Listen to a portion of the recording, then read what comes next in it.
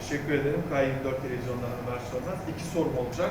Evet. Birincisi Cumhurbaşkanı ve AK Parti Genel Başkanı Recep Tayyip Erdoğan geçtiğimiz hafta grup toplantısında bu ülkede Kürt sorunu yoktur ifadesini kullandı. Öncelikle çözüm sürecini yürütmüş olan hükümetin şu an geldiği nokta açısından bu sözleri nasıl değerlendirirsiniz?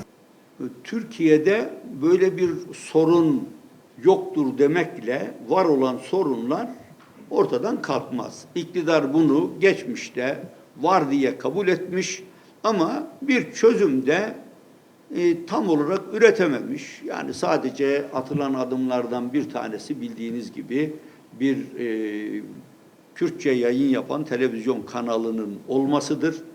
Onun ötesinde orada bir şey görmüyoruz.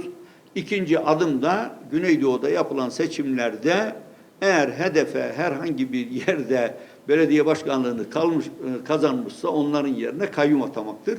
Bu da problemin olduğunu ama çözemediklerini gösteriyor. Daha da fazla teferruata girmeyi şu anda gerekli görmüyorum.